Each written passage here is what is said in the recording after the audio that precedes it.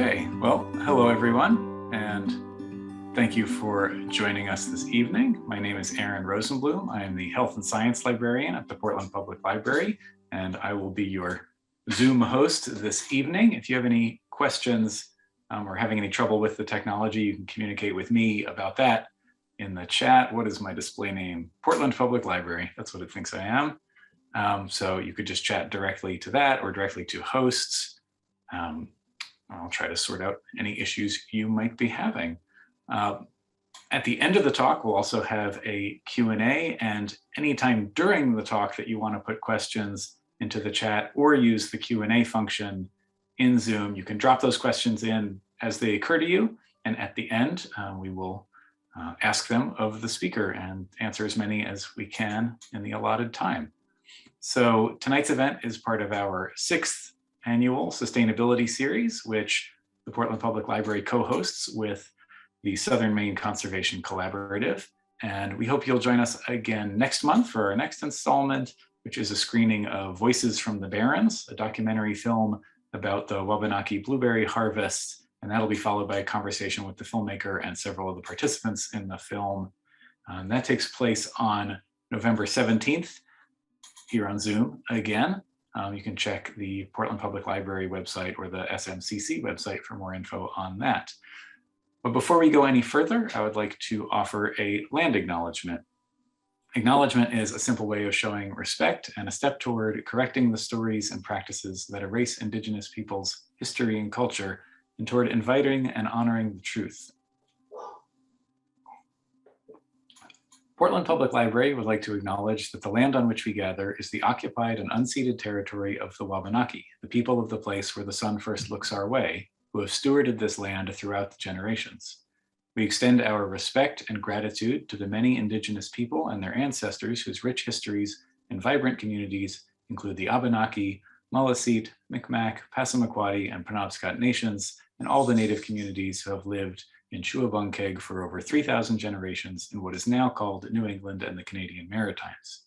We thank them for their strength and resilience in protecting this land and aspire to uphold our responsibilities according to their example.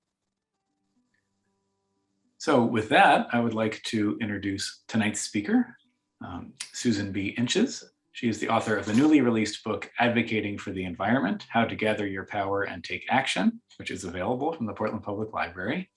Sue has worked in public policy for over 25 years. As Deputy Director of the State Planning Office, she conducted research, designed and led public engagement processes, and lobbied on behalf of the governor. Prior to that, Sue worked with the fishing, aquaculture, and seafood processing industries as a director at the Department of Marine Resources, and chaired the Board of Coastal Enterprises, a community finance development corporation providing funding to low-income areas in Maine and nationally.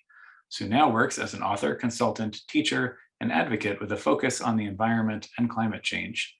She developed and teaches a course called Advocating for the Environment at several colleges and offers public workshops on the same topic.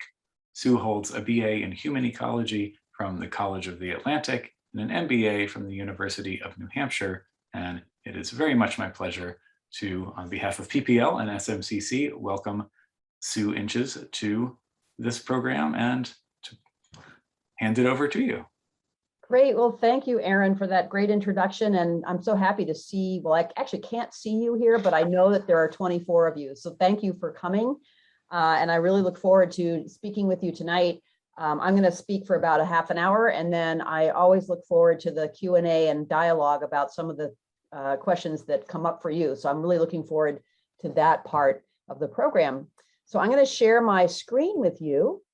Well, I'll just say that the reason I wrote the book, Advocating for the Environment, was because there is so much material out there about what's wrong with our climate, what's wrong with our environment, the toxics, the plastic waste. There's just so many problems out there. And really, not a whole lot has been written about what ordinary people can do to solve these problems. So that's my focus. That was the purpose in writing this book, is to provide a guidebook for ordinary people who would like to address some of these problems.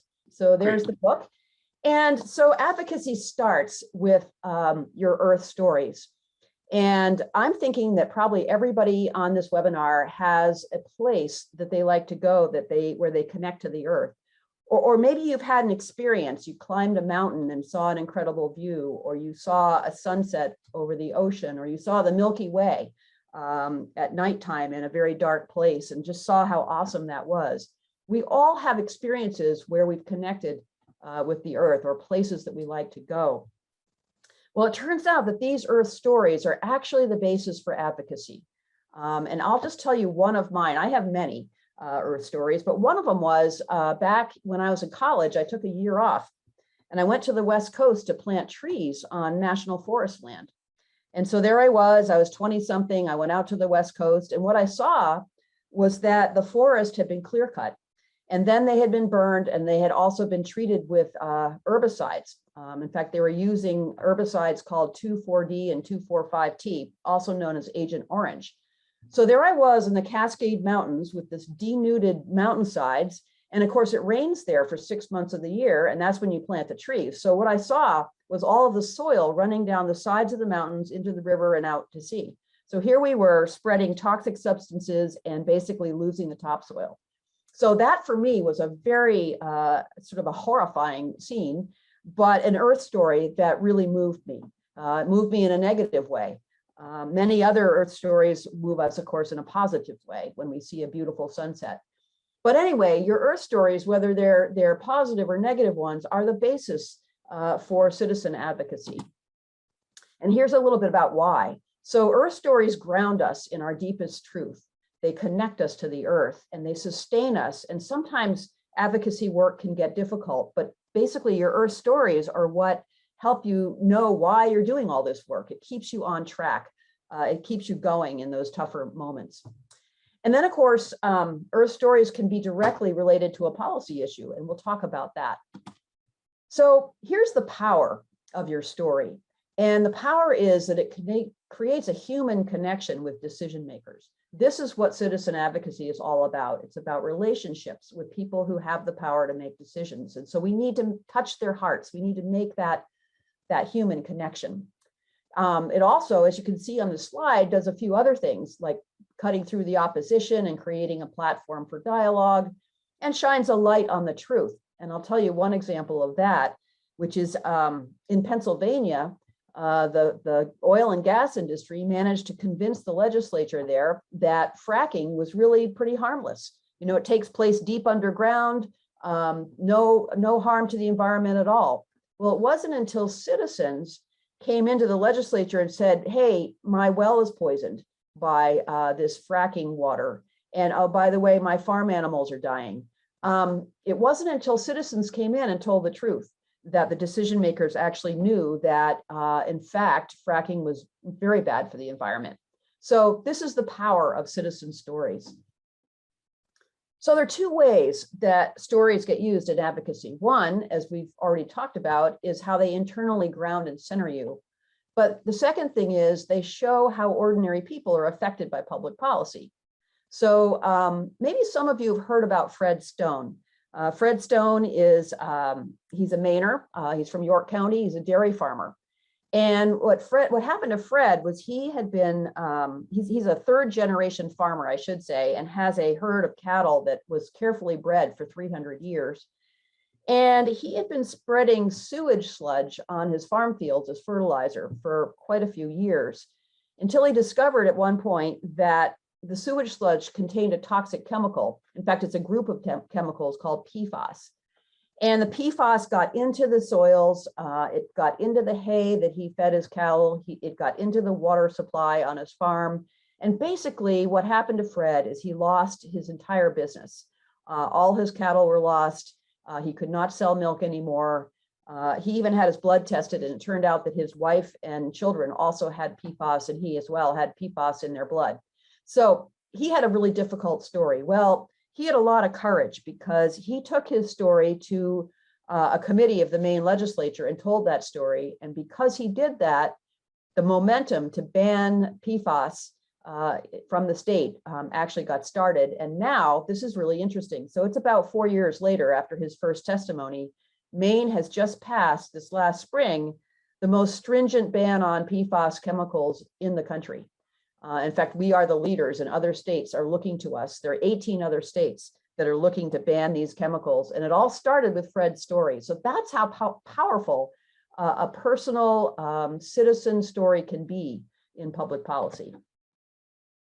So I want to talk a little bit about citizen voices too, because the citizen voice is so important. I'm really passionate about this because as much as we would like it to be so, no politician or corporate leader is going to stick their neck out without support. I mean, I know we all wish they would kind of do the right thing and take the lead, but they really can't do it without knowing that citizens are going to back them up. So that's why it's important for citizens to be taking action and to be supporting the decision makers. And then, of course, if citizens don't speak up, what do we get? We get corporate policy. We get the policy that paid lobbyists, professional lobbyists want.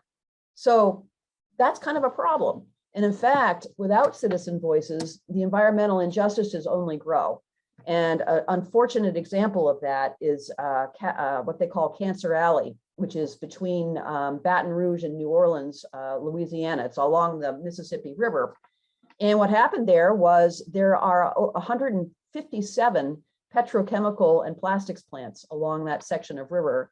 And the reason they're located there is because the corporate developers figured that the people that live there, who are mostly low income and actually majority Black, that they would never object to it, that they could get by with putting those there and citizens wouldn't speak up.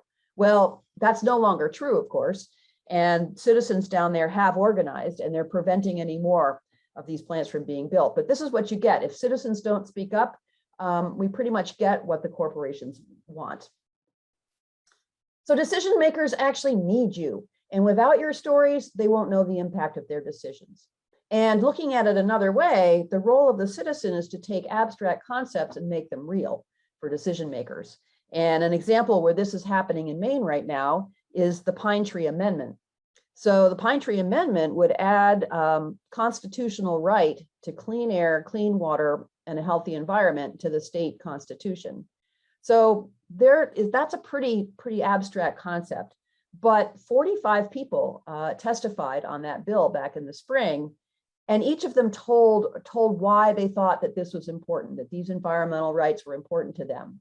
You know, whether they owned property on a lake or whether they had a well and they needed to have the fresh drinking water, and that's a right. I mean, all kinds of different ways that these constitutional rights to clean air, clean water, and a healthy environment could be applied.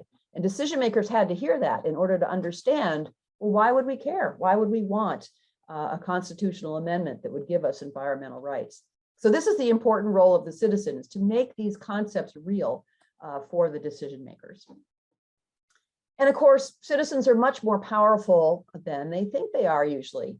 In fact, a question that I like to ask when I'm teaching, and I'll ask you now, and you can put the answer in the chat if you like, is how many phone calls do you think it takes to move a decision maker? And I'm talking about Maine, not California or somewhere else, but how many phone calls do you think it takes to move a decision maker? So I've talked to a lot of legislators about this and said, you know, how much does it take to get your attention on an issue?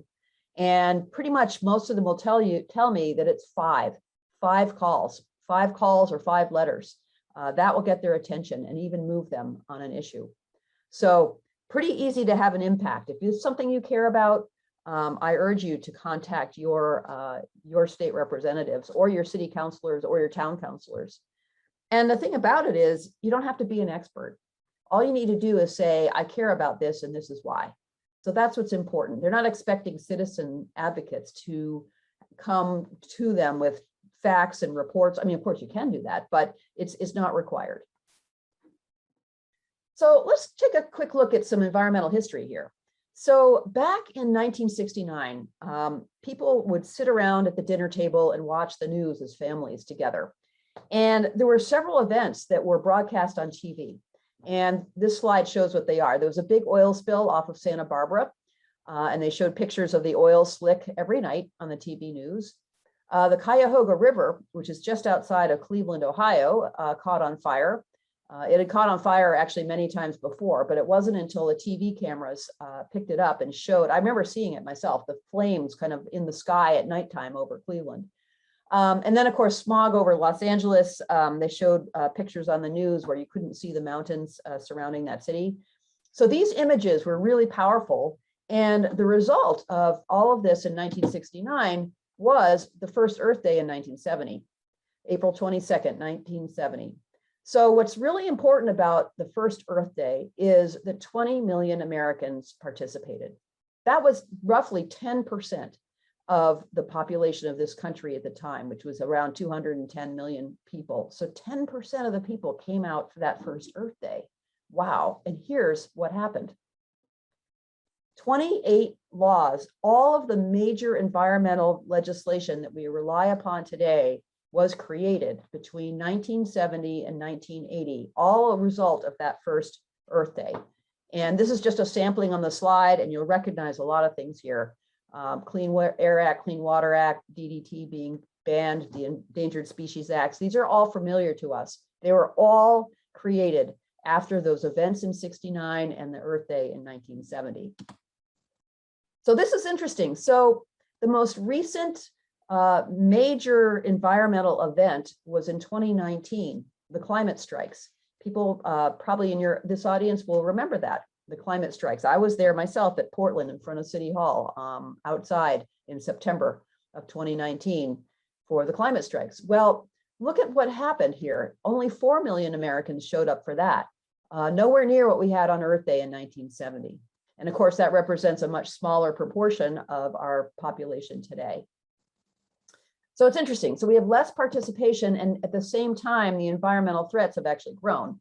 So the Santa Barbara oil spill, which was so devastating, was 3 million gallons. The Deepwater Horizon oil spill, this is the one that was in the Gulf of Mexico in 2010, sorry, in 2010, that spilled 134 million gallons. So the whole scale of things has gone way up as far as environmental threats, and you can see that on this slide. And then a couple more slides, and I won't dwell on this because I'm not a bad news person, as I said. But the carbon in the atmosphere has grown hugely in recent years. And then also I want to mention that as we've talked about climate change, the oil companies are extracting more oil now than they ever have in the past. So the question, though, is can we create the critical mass like we did on the first Earth Day? Interesting question. I'd be interested in what you think, and we can dialogue about that later. But let me sort of talk about this idea of critical mass for a second, because there's been a great deal of research on what critical mass it really takes for social change to happen. There's a researcher, maybe some of you have heard of her. Her name is Erica Chenoweth. She's at the Harvard Kennedy School of Government. She's done a lot of research across the world about social change and what it took for change to happen. And her research showed that in regime changes in different countries, it only took 3.5% of the population, and 3.5% of the population engaging in nonviolent activity to change those regimes. So that's really interesting, only 3.5%. That is critical mass. And of course, if we look at Earth Day in 1970, it was 10% of the people showed up, and that was critical mass. So this is a very hopeful fact. We don't need 100% of everyone to be in favor of reducing carbon emissions or addressing environmental problems, but we just need critical mass. And I think that the sociology anyway, and the numbers show us that, yeah, maybe we could do this. So here's how we can do it. So I think there are really 4 steps to this, and we'll talk about each of these. But the 4 steps are to create power where there was none before, to challenge the status quo, to envision the future that we want, and then support that vision in all we do. So here's one of my favorite quotes of all time, and that is that power is infinite. And Eric Liu was a senior advisor to President Obama. He's also a writer, he's a great speaker, and he wrote this wonderful book here called You're More Powerful Than You Think, which is all about making change happen, one of my areas of passion. But what does he mean by power is infinite? Well, what he's talking about is organizing. So there are 2 places where citizen power comes from. One, of course, is your personal power. And we've talked about that a little bit with your Earth stories. It's what you care about, it's your commitment, your experience, and it's your connection with all life. That's your personal power. But the other kind of power that advocates use is organizing power. this is the power of getting people together. And it's really, it's just incredible, the stories over our history about organizing power, where some of the least empowered people, the people that pick tomatoes in Florida, for example, and this is in Eric Liu's book, but the people picking tomatoes were immigrants. They didn't all speak English. They lived in these little shacks with no plumbing. There was no restroom facilities on the work site. They were very underpaid. There were no benefits. Well, they decided to organize, and they organized they went on strike. They organized a boycott against Heinz ketchup, where the tomatoes were being used. They partnered with faith groups, and basically in a fairly short time, I'd say about 3 years, they were able to get full benefits. They got good housing. They got restrooms on the work site. Everything they demanded, they actually got. And that's because they organized and wouldn't let the farms and the production companies get away with treating them this way. So it's kind of like, if they can do it, well, maybe we can do it too. This is organizing power. It creates power where there was none before. So the other thing that citizens do is they challenge the status quo. And one of my favorite success stories of all time is Mothers Against Drunk Driving. And the reason is because when I was growing up, drunks were considered to be funny. In fact, on television, I remember watching the Jackie Gleason show, and he played a drunk, and we all thought it was really funny. He did these skits, you know, and we all laughed. And then, you know, when drunk drivers would injure people or even kill people driving, we just, you know, kind of wrung our hands and said, what a tragedy. In fact, I remember hearing, you know, we'll send our thoughts and prayers to the family of someone who's killed by a drunk driver. Well, Mothers Against Drunk Driving came along, and they said, wait a minute, driving drunk is a crime. Driving drunk is a crime, and people should be held accountable who do this. And in fact, there should be penalties. And then they were very good at organizing. So they created power, they challenged the status quo, and then they created power through organizing, and really completely changed our perceptions around drunk driving. Now, it is very common to select a designated driver if people are out partying. It's considered a crime. People should pay the penalties, whether that's losing their license or paying a fine. That's the status quo. So they completely succeeded in creating power and changing the status quo. Rivers too. Rivers were basically the drain pipe for industry, very smelly. People did not want to live anywhere near them. We changed the status quo on that. We challenged that and said, wait a second, you know, we want to have industry, we want to have progress, but we don't want to have rivers that catch on fire anymore. So we did change the status quo on that. And these some pictures here of the Cuyahoga River again, both before and after that change occurred. So those are some success stories. Here are a couple of visuals. This picture here, you might actually recognize. It's in Maine. This is the road to Popham Beach back in early 1960s. And again, we had this litter was everywhere until we challenged the status quo and ran campaigns around cleaning up about that. So this is a visual example. And here's another photograph. I think this one is down near Old Orchard Beach. It's on the coast, also in Maine. But we don't see this anymore because we challenged the status quo and we made the changes.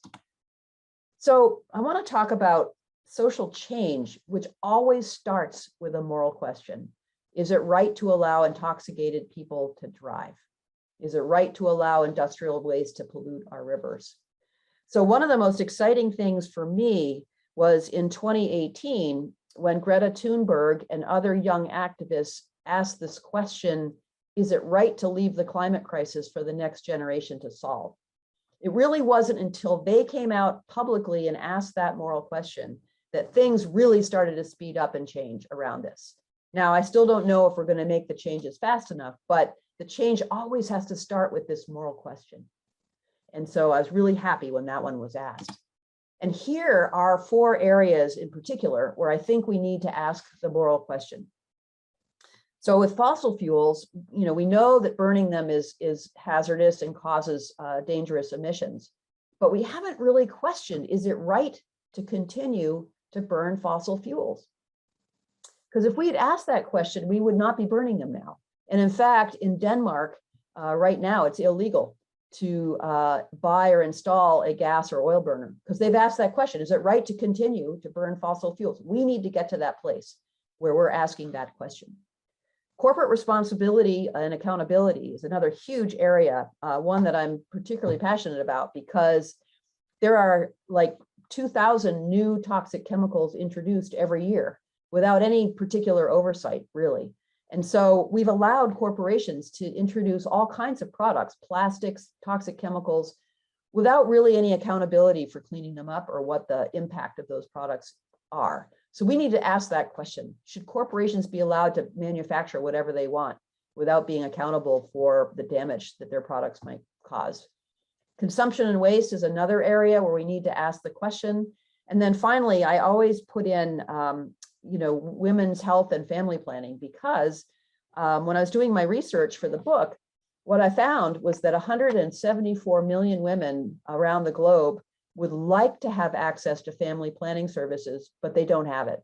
Is that right? Is it right to allow women to not have the services that they need to control the size of their family? I think that's a moral question that has to be asked, because those technologies exist, but certain areas of the world, they are not accessible. So these are some of the moral questions that we need to ask now. So let's switch a little bit up here and talk about advocacy. So there's many, many, many ways to advocate. And you can see on this screen, art, music, writing, being a podcast guest, many, many ways to advocate. And something that people are often a little confused about is sort of the difference between advocacy and direct action. So I like to bring that out. So advocacy is all about building relationships with decision makers. And that's whether it's your town council, your city council, your state legislature, or even Congress, or it could be corporate decision makers. But it's all about relationship building. It's about finding a bridge. It's about getting to the heart of the decision maker and saying, this policy is creating pain or creating a problem for me and my family. That's advocacy. Direct action is different. It's speaking out publicly. This is what you typically see when people take to the streets and they do a march or they do an action to demonstrate the importance of an issue. Now, what's really interesting is that both of these are important. They both work together. But the other interesting thing is not everybody is well suited to either one of these. In fact, I haven't done personally a lot of direct action because I'm really just not that comfortable with going out there and getting arrested, for example. And it's really interesting because I have a friend and mentor, he's also a writer, named George Lakey. And George and I like to chat about this stuff. And so I was talking to him back in September, and he said, yeah, I just got back from a grandparent strike for climate change, where they did a long march. And he said, I got arrested for the 22nd time. And he was like really proud about getting arrested in front of the Chase Bank in New York. He got arrested for the 22nd time. And it just made me laugh because that's the last thing I would want to do, but he loves it. So advocacy and direct action takes all kinds of people. That's my point here. And in fact, I also like to say, because a lot of people say to me, well, that's really great, but I just don't have time to do that. I'm really busy. And of course, most of us are really, really busy. But what I like to say in response to that question is you can actually be an advocate in whatever it is you're already doing. Okay. So for example, if you are a landscaper, you can talk to your clients about not using toxic chemicals on their lawn. That's advocacy. If you are a cook or a chef or a restaurateur, you can use locally sourced ingredients or organic ingredients, and you can explain why that's important. That's advocacy. So I like to talk about it this way because I see the climate crisis as very much like a world war. During the Second World War in this country, every single person participated in some way to support that war. You had grandmothers knitting socks for soldiers. You had elementary school kids were writing Christmas cards to soldiers. Young women were taking jobs in the trades, including things like pipe fitting and welding and carpentry. Everybody, and then of course the soldiers were serving. So everybody had some role to play in winning that war. And I think the climate situation we have now is kind of like that. We all need to figure out, what is the role that I can play? And maybe you do have the time to go talk to decision makers or to demonstrate in the street, but maybe if you don't, there's something you could do in your current life that would be advocating for the earth. So I urge you to think about that. And this slide is kind of fun. This is my friend, Andy Burt. She is kind of a clown and she loves artwork, and she's holding a handmade lawn sign for the Pine Tree Amendment, which is, as I told you earlier, the constitutional amendment for the right to clean water and clean air. So I think there's a role for everyone in advocacy. And so I want to talk a little bit about the final thing here, which we need to do in order to create the changes we want, and that is to embrace a vision. And there is a vision in my book, and I'm going to just open to it and read it to you. This is my vision, and I'm sure you have your version of a vision. But my vision is that all life on Earth is respected, revered, and nurtured. All life on Earth is respected, revered, and nurtured. Well, what do I mean by that? Well, I've got a long list of stuff, and I'll read you the things that are what I think about when I think of this vision. So no race, class, gender, or any group of people is judged to be better or worse than any other. All people have access to fresh water, nutritious food, and safe housing. The Earth's natural ecosystems are thriving. Farming, forestry, and fishing both harvest and replenish the Earth's bounty. Every child has a healthy, loving, and safe home. All people have access to affordable, high-quality healthcare. All people have an opportunity to learn in a wide variety of high-quality educational settings. All people have an opportunity to succeed in expressing their unique gifts in the world. Every woman can choose the number of children she has. Governments set reasonable rules based on what the majority want, and enforcement of those rules emphasizes helping violators find a better path rather than punishing them. The world economy serves people equitably, is based on providing goods and services people need, and is not dominated by fear, lack, or greed. The world's unique peoples and cultures respect each other's differences and live in peace. So that's a vision. And the reason it's important, and I mentioned this earlier when I started talking, is that we need to focus on the future that we do want. Because I just know that if we just focus on problems and only problems, what we're going to get is more problems. It's sort of an energetic thing. We have to be going towards something in order to achieve it and to manifest it.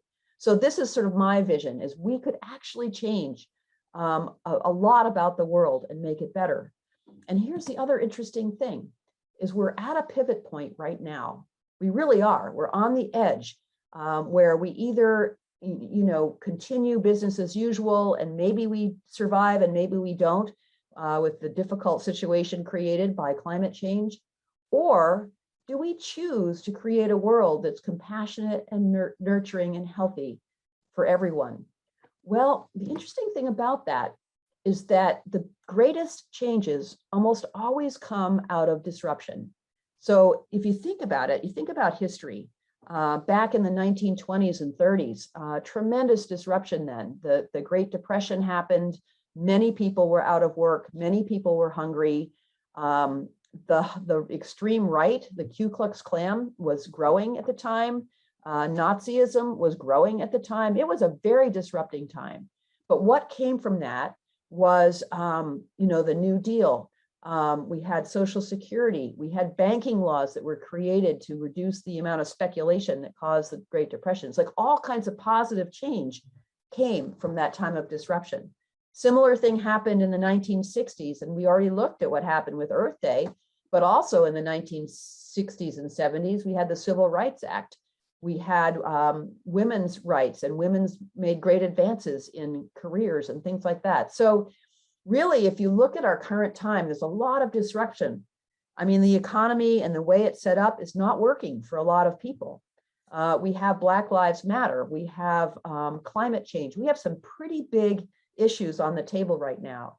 And the question is, are we going to make the most of this opportunity and create the kind of world that I described in that vision that I just read. So I think that's our challenge right now, is can we take this opportunity and run with it?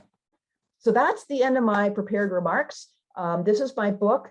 I just want to let you know that it's available widely in Portland. It's in Sherman's, it's in Longfellow Books, and it's in print, which is the bookstore on Congress Street at the Congress Street and India Street intersection. It's also online. You can order it from Amazon. So I hope that if this talk interested you, you'll consider getting the book. It's a great guidebook. There's a lot more in it than I had time to talk about.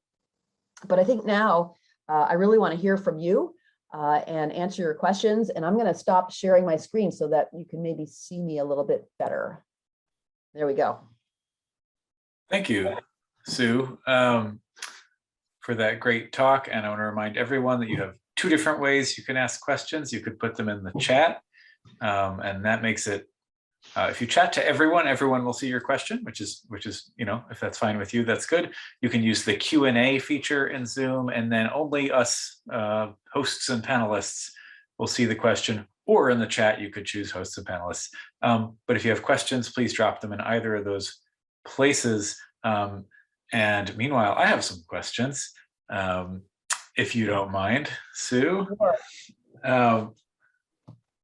You covered some of them. You know, I was thinking about that aspect of whether people, you know, want to do direct action and kind of get in danger, and it's always good to hear that there's other ways of being involved that don't involve, you know, putting your body on the line, even though you might be putting, you know, other parts of yourself on the line. Mm-hmm. But one of those questions does relate to, and you could relate this to an issue that might be on the ballot the week after next, or is that next week? Next week. Yeah, it's next week. Yeah. But one thing that seems a little different about some issues these days is that you have issues where there are larger interests, corporate interests on both sides of a question. Mm-hmm. I can say this, I'm not stating my opinion on it. The CMP corridor, for instance, it's hard to tell which side is the citizen advocate side, right? Whereas something like polluted rivers, you know, it's usually a little easier to tell. The corporations that like to pollute in the rivers want to prevent, you know, the Clean Water Act. The people who want to be able to drink their tap water and go fishing support the Clean Water Act, right? Right. So how do we, as citizen advocates, wade in when it seems like both sides are a little confusing in that way? Yeah, well, you know, certainly ballot question 1 is not a straightforward issue, because you're right. There's moneyed interests on both sides of that question. And in fact, I've had lots of people asking me like how I'm going to vote. And I know, Aaron, people have been asking you that too. So, but I think the real issue there is to try to figure out what's really true.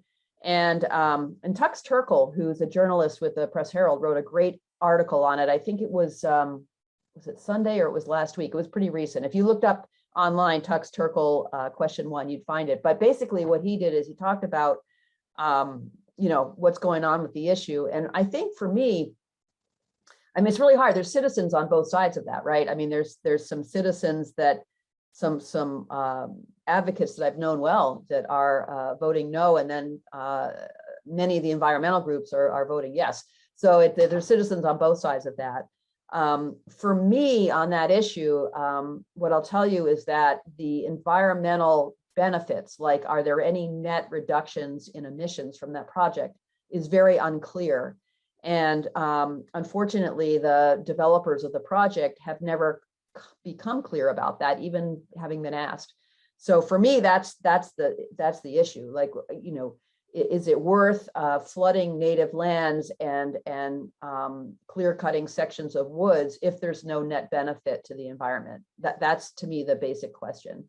And I've been unable to find any. We know that hydro doesn't burn fossil fuels, but it does flood lands, which causes methane emissions.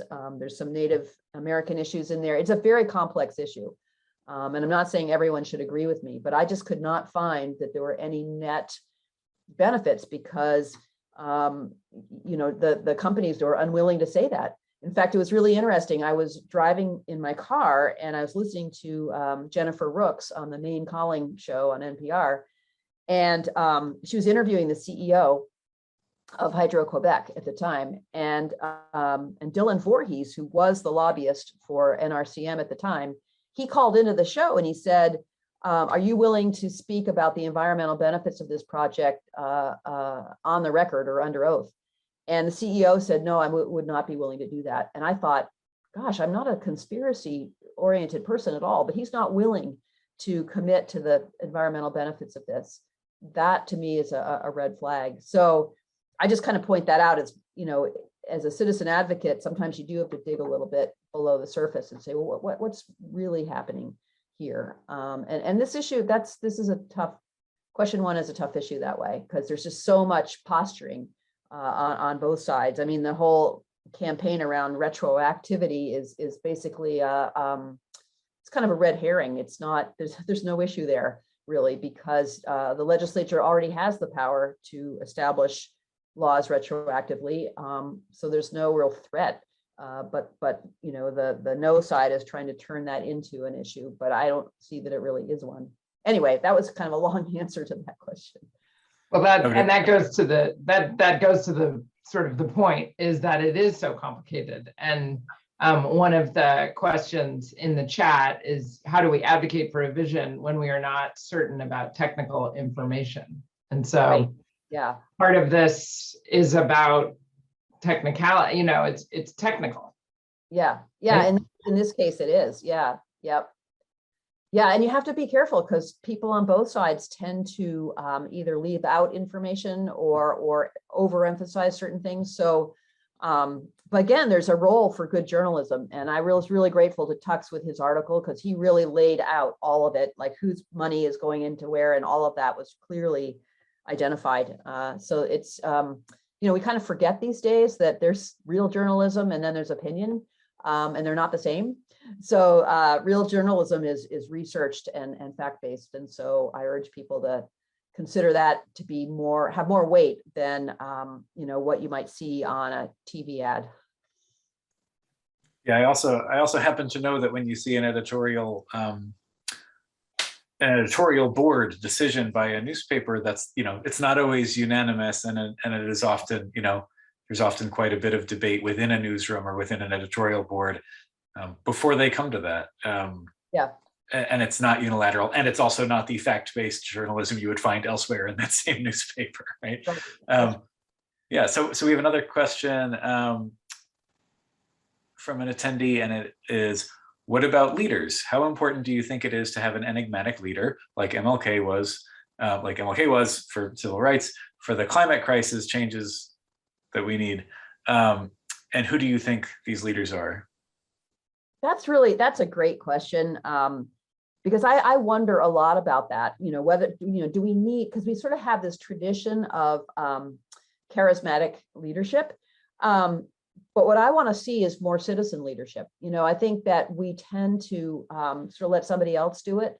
And I think, you know, one of the things that's really encouraging right now is that even though only 4 million people showed up for the climate strikes, there are many, many, many community groups working on various aspects of environmental work. I mean, you know, neighborhood groups, local town group, everything from, you know, recycling to, you know, air emissions in South Portland. I mean, there's so many different groups. And I think there's a lot of power in that.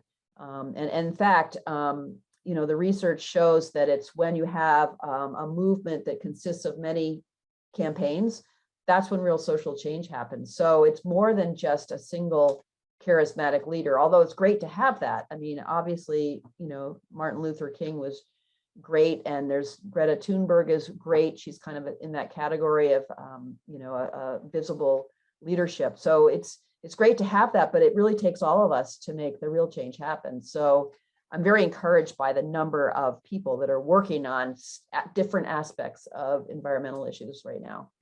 Yeah, and I think in these recent movements, and I'm actually thinking a little bit more of Black Lives Matter, less as an organization or the movement for Black Lives, but more as the protests that happened in a lot of cities, at least in my experience, were not leaderless necessarily, but were much less about, identifying leaders and much more about collaboration in a way that I think has been very powerful for that movement. We have a question, which is to please spell Tux's name for folks so they can find that journalism. Sure. Tux is T-U-X, and then Terkel is T-E-R-K-E-L. He's a great environmental journalist and has been with the Press Herald for, gosh, 30 years. I mean, I remember when I used to work in fisheries, he would write great articles on fisheries. So, but I thought his article was the best I'd seen so far on question 1. And it should come right up if you Google that Press Herald Tux Terkel question 1, you should be able to find that article. And if you don't have a subscription, anyone in the state of Maine can use the Digital Maine Library to use the ProQuest database that is called Maine News in ProQuest, and you can see the Press Herald, you can see the Bangor Daily News, etc. It doesn't look like the newspaper's website, and in fact, it makes it easier to read because there's no ads. But you should be able to find Tux's work there as well. I have a question about contacting your legislators, being a voice in that kind of direct way. And I wonder if in your conversations with decision makers and legislators, you've asked or you've come up against or you've seen any sort of, I guess, like a gadfly effect. So I contact my elected officials pretty often. And I do sometimes wonder if it's too often. And that's me as an individual, but I can also think of times, so I moved here from Louisville, Kentucky, and I went to a lot of Metro Council meetings there. And one of the most organized groups in the whole city in terms of budget cycles and advocacy was the Friends of the Louisville Free Public Library, independent organization, right, that supported our work at the Louisville Free Public Library. And the Friends always wore their t-shirts, their Friends t-shirts to the meetings. There were always more of them at any given public meeting than of any other group. And the outcomes weren't great. We were so happy to have them at LFPL. They did great work for us, but I have to say that considering they were the largest, most visible group, I was always kind of amazed that the legislators almost seemed to be able to block them out because of that. So I wanted to know if that resonates with you at all, or ways of overcoming that kind of challenge, where if you get so that they can ignore you because they're used to, oh, well, the Friends, they always want us to give more money to the library. Does that just a Kentucky thing and you've never seen that happen? Or how could you get around that if it does happen? So you're right, that sometimes does happen. In fact, it happened to me once when I was calling my legislator about, it was about, having Central Maine Power purchase more solar energy. And unbeknownst to me, there'd been like a campaign to deluge this legislator with like emails about this. But I didn't know that. I was just calling out of my personal interest in the issue. And so I got him on the phone, and as soon as he was like trying to like get rid of me. And then I said, well, I'm just calling because I care about solar power. In fact, I helped a project in Yarmouth, Maine, where we put solar panels on the roof of my church. And all of a sudden he like completely opened up when he realized I wasn't part of a group. I was just an individual saying, I care about this. In fact, I've done a little work here. So that can happen. And I think that's goes to that point I made about sort of your personal situation, your personal story can break through like, an army of people in t-shirts. I mean, I think it's not bad to have the army of people in t-shirts, but individuals are often recognized more. And I mean, it's really interesting when I'm teaching college students, some of them say, well, yeah, I'm just a college student. They don't care what I think. And I'm like, no, actually, you are in a very powerful position because a college student represents the future. And so decision makers are going to listen more to you. And in fact, the decision makers often already know the position of, the paid lobbyist, whether that lobbyist is for an environmental group or it's for a corporation. They kind of already know what they're going to say before they say it very often. And this is why citizens can cut through that often. I mean, if you have some personal interest, like, oh, I'm really interested in solar. I worked on a project to get solar at my church. That's a personal connection. That's really powerful. So, whatever it is, it's your personal connection to the issue can really be your way in. to that decision maker. It's so good to hear that. And one of the questions that's come up just now is about, well, what about the online petitions? Do those make a difference? Because we see them regularly, signing on to this or that, or yeah. Yeah, I think minimally. I mean, I sometimes do them, but really a personal note is much more effective than just filling in a form for a, please send your email about, saving the bees today. It's much more effective if you do something that's personal to you, and as I say, it's still, connecting to your story. Well, I have a garden and I'm seeing that the bees aren't there, or I have apple trees in my backyard. They're not getting pollinated. I mean, it just, something that's more custom to you is going to be much more powerful.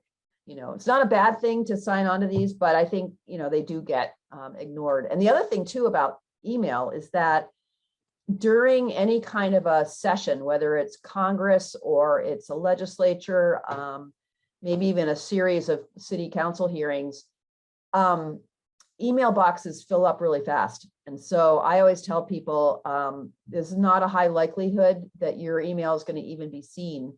In fact, it's much better to use old-fashioned snail mail, or, send a note, type a note, mail it, because your message it's not going to stand out when, the email box is full. And, many people who serve in decision-making positions are unpaid and they don't have staff. And so if they get 400 emails today, they're not going to see yours. And so a great little story about that is with the pine tree amendment was in session last spring.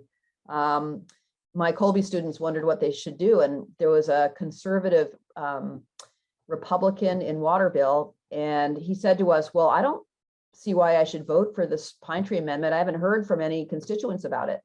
So I got on with my students and I said, we need you to write some notes. And what they did was so great. So my students wrote handwritten notes and they went to his house in Waterville and put the notes in the mail slot in his front door. And I thought that would be seen.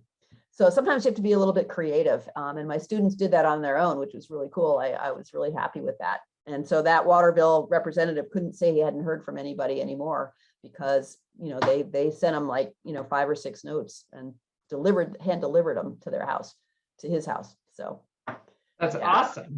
Yeah, it's cool. Super, that's super effective and powerful. It was really powerful. I think they realized, oh, maybe I'm telling them the truth. They are powerful. So I have a question that's about the moral questions and starting from moral standpoints, which I think is a really powerful, obviously, way to start. But particularly because you mentioned a global perspective. I think your statistic was on women's rights to control over their family size. And the way I want to reverse that has nothing to do with that particular question. But I think some people would make a moral argument about whether the so-called developed world has a moral right to deny the so-called developing world some of these technologies, because you mentioned that the technology is available for family planning. The technology is available, a lot of it carbon emission based, for the economies to change in developing nations. And do we have a moral right to deny them those, parts of the world or those countries that technology that we have used to have our wonderful LED ceiling lights? I don't know. Sometimes I feel like the moral arguments could also be coming from both sides. Yeah, I don't know. So this is a great question that happens to be on the table at the climate summit in Glasgow in the next couple of weeks. So what's going on is that the leaders in 2015 of these climate summits agreed to $100 billion annual funding for less developed countries to address climate change and technologies to do that. but that's never actually been funded. They agreed to do it, but they never actually, not a dime has been paid. So I think, yeah, I think the moral story there is that the developing countries, who have mostly created the carbon emissions, have some obligation to help less developed nations, deal with this. But that's different. It's not, I mean, one of the things with family planning that's kind of weird is that, it's not right for developed countries to tell other countries how many children they should have. I mean, we should never do that. That's not our role to do.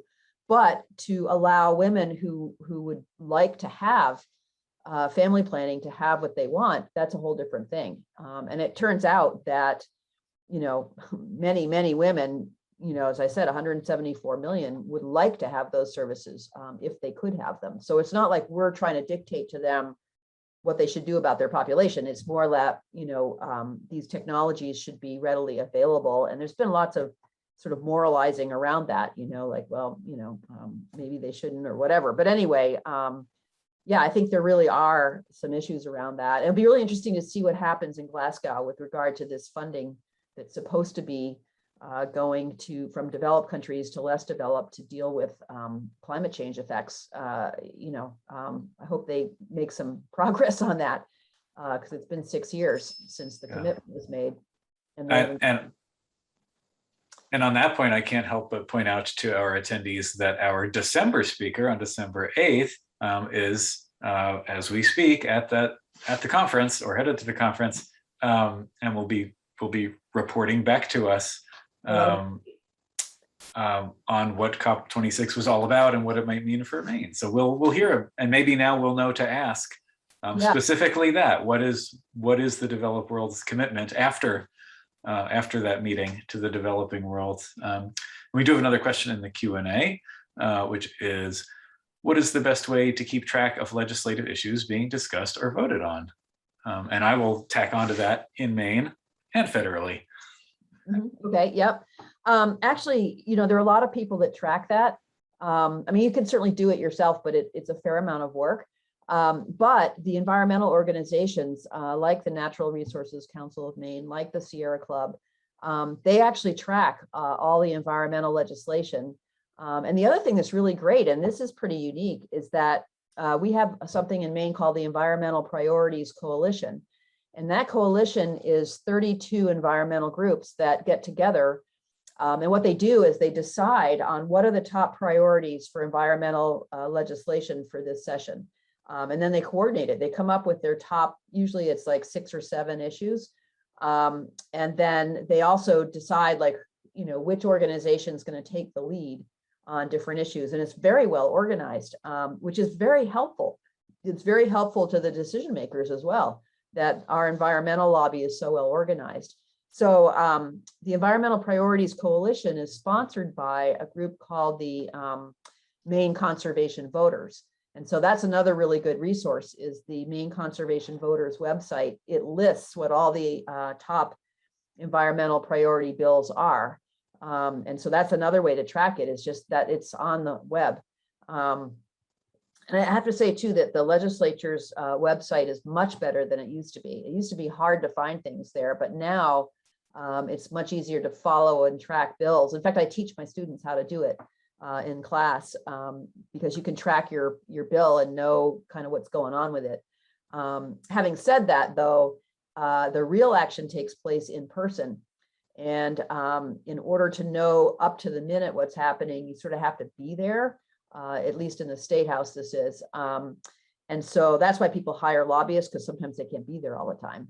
And groups can hire part-time lobbyists for their issue. It's not that difficult or expensive to do that. But it's, one of the things I emphasize to my students is it's still relationship-based. It's all about talking in the hallways still. Even though we have social media and all that, the real decisions actually get made in personal conversations, which has been really hard with COVID. I mean, because we haven't had in-person conversations, but generally speaking, that's sort of how it happens. But there are lots of ways to track it. That was the original question. And the way to do that easily is online. And the Maine Conservation Voters, also the Natural Resources Council and Sierra Club, they all track these bills. And you can do it yourself, but it's you have to, if you're going to track multiple bills, that takes a fair amount of work to do that. If you're just doing one bill, not that hard. But if you're doing like 10, it gets to be, kind of a chore. So I hope that and thanks for reinforcing that that aspect of the personal connections. I do have to say that one thing for me, I think this has to do with the social media era and the total echo chamber I have created for myself, just like everyone else has, and all of the confirmation bias and everything I look at. It's easy for me to assume that my legislators, even though I do contact them, I also always feel like, well, they already know what's right, and and I don't know why they're not doing it, but they know. They don't need to tell me that this is obviously the right thing, and obviously that's not necessarily true. And I think the more that can be reinforced, that I think it was in your presentation that your perspective is a gift, which I think that's just like a lovely way of putting it that helps me reframe as, I'm actually offering something to them, even if I think that they already know it, or even if they think that they've already heard it before. I'm actually offering something to them. So that was a great reminder. I just wanted to thank you for that. Well, it's really true. And I can tell a little bit of a story about that. So one of the issues that I worked on was getting the statewide building and energy code put in place. And that issue had been kind of stymied for about 20 years. People are like arguing about whether it should be code A or code B, or, and so I knew that issue was a problem. So I went to the chairs of the Business and Economic Development Committee of the legislature. And I said, I'd be willing to try to work on this and bring you a solution. And I just need you to give me a resolve, which is basically a study order. I need you to tell me to do it so I can do it, because I was employed by the state at the time. So I needed to have some kind of reason for doing this. So they wrote me a resolve and said, I want you to study the building and energy code issue and come up with a solution, which I did. So, I had consultants, I had citizen meetings about it to figure out like what the problems were. And basically I came back in a year and had a bill written, here's the solution. And the legislators were thrilled with that, and they passed it, so, but all they needed was somebody to kind of come to them with the solution. So I think that's absolutely right, that, your perspective can be a gift to the decision maker. Look at something like the Pine Tree Amendment, a constitutional amendment for environmental rights. I don't know that a lot of legislators had ever even thought about it. And the group that I'm with, we brought it to them and said, we think this is something that, Maine ought to have. And we had it all, kind of pulled together. There's actually a national movement around that. So we could get the language and actually bring it to Maine and say, this is what we'd really like to see. So it is a gift. They're not, especially here in Maine, our legislators are volunteers. Basically, they get a stipend, but it's not like they're salaried policy people. So they need people to help them, on all kinds of issues, and so if you can bring them a solution, whatever it is, we need to raise I remember one was, we need to raise the snowmobile fees in order to maintain the trails. Well, somebody brought that in, and said, we need to do this, so there's really a lot of room for creativity. Especially here in Maine, because, it's a small state. There are not that many people per legislator. So, you can bring in your solution, and that is a gift. So I've been sort of needling with a question in my head, and there's just a message in the chat about, the solution to helping the undeveloped countries might not be to give them our technology, but to actually support the ways that they're addressing climate in their way, and in, the way they have been living, in alignment with the earth for centuries, right? And generations and generations. And so we have to, sort of shift our thinking to center these indigenous ways that are going to get us back to, to that connection with the land that actually will be reciprocal and enable us to have a place to live. And so out of that comes my question that you and I talked a little bit about before around our worldview. You know, just we keep thinking like, oh, well, we have to develop more technology and that's the solution because it's capitalism and we have to extract and we have to, you know, so like, how do we, and we're working within a system, but what can we do that's not about that? And how might you address that big question? Well, yeah, I mean, we should never be, dictating to others how they should do things. I mean, that's, there's a whole phrase that used to be talked about in the 70s called appropriate technology. It was all about like, what is it that would really work in a developing world for them? They can come up with solutions that work for them, and they don't necessarily need all of the things that we've created here. There might be ways of doing things that they have that are better, so we could learn from them. So there's sort of all of those things, and clearly the extractive economy is not sustainable. So that's not something that we want to necessarily pass on to anyone else. So I think there's a lot to be learned, and I'm really happy that people are starting to study indigenous cultures more seriously, because we can learn a lot from them about how to treat the earth. Honestly, it's a huge area, and it's really exciting to see that happening. Yeah, and as a sort of a lifelong environmentalist, and someone who's worked in a field that has a reputation and for real reason of being elitist and has a history of contributing to the oppression and yeah. Anyway, I am, one of the things that really draws me to the climate movement is the climate justice conversation, and how more and more we're centering these voices, and we see that and we hear that. And so and there's more and more kind of overlap with, social, other issues. And so I guess, can you speak to that a little bit about how you think that's going to impact kind of the movement in general? Well, so yeah, I mean, it's all very much connected. And I mean, I see it as being connected. The Black Lives Matter movement is hugely important environmentally, right? I mean, it's the whole worldview where we're not treating people or the earth very well. And we have to learn a different way of being. And I do talk in the book about worldviews more than I didn't really mention that here, but this country was founded on a worldview that was one of domination. It was colonialism. It was some people are better than other people. Some people have a better way to live than other people do. And it's not sustainable. And it ended up being genocide for indigenous people, as a matter of fact. So I think all of these movements are connected. And I'm so happy to see, I did a little bit of research around Cancer Alley for the book, and residents there are stepping up. And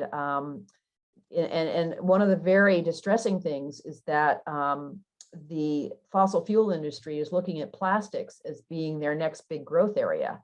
I saw a statistic that they want to double plastic production by 2040 to make up for not selling as much gasoline. Well, I think people are going to make it hard for them to do that, because they can no longer, locate plastics plants in people's neighborhoods. People are not going to stand for that. There's the whole environmental justice side of things going on, and a huge awareness around, wait a second, we can't have sacrifice zones where we put all the bad stuff. That's a crime against humanity, right? So I think, corporations are going to find it's not so easy to do that anymore. And that's a really good thing. And that's how connected all of this is. I mean, it's really exciting to see the environmental justice side just really growing. And you're right, traditional environmental groups were elitist. They were white, they were male dominated. There was studies done showing that, women of any color were not in leadership positions for quite a long time. Yeah, I talk about it a little bit in the book. there's a woman named Dorcetta Taylor. She's a Black environmental scholar, and she wrote a paper that blew everybody away about how traditional environmental groups were so basically racist. And so that kind of opened the door to sort of major change. And now, of course, all of the environmental groups, even the older traditional ones, are looking to diversify. They're looking to frontline communities to be leaders on issues that are affecting them. And there's a whole shift kind of going on with that, which is really good to see. So yeah, it's all connected, and I find it exciting because the vision of the world is that we have to be, acting as if we all matter, and as if the earth matters too. And so we need all of these elements to come together, and we have a chance. We have a chance of creating, a transformed and more mature world. I read a book recently about that, saying this is we're going through kind of a maturing process for humanity, and I'm thinking, ooh, I hope that's right, because that's the potential that's there, is to actually take humanity to another level. So yeah. Well, I think Thank you. that's a nice sentiment on which to close. If we don't have more questions, I would encourage you to once again to just hold that book right up to the camera so we can all see it. Your new book, Advocating for the Environment, available in your local booksellers and at the Portland Public Library. So thank you so much, Sue, for the talk and for the great conversation. And thank you to the Southern Maine Conservation Collaborative for partnering with the library on this series. And again, our next program is November 17th. We're screening Voices from the Barrens, really wonderful film about the Wabanaki blueberry harvest and the sort of interactions between tradition and commerce that happen during that community that crosses what are now international borders. And we hope to see you all then. And I hope everyone has a good night. And Sue and Jess, if you have anything else to add, better do it now before I click the end button. For the opportunity to speak with you all. It was totally great. Jess and Aaron, it's been fun to work with you. And these series look really good. You might see me again attending one of these. Looks great.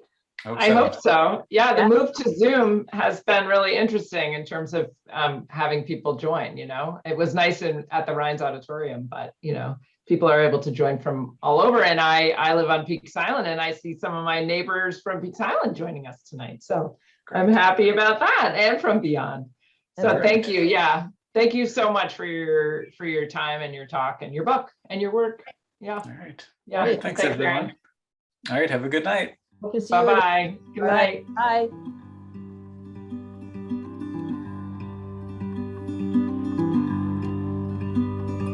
Bye.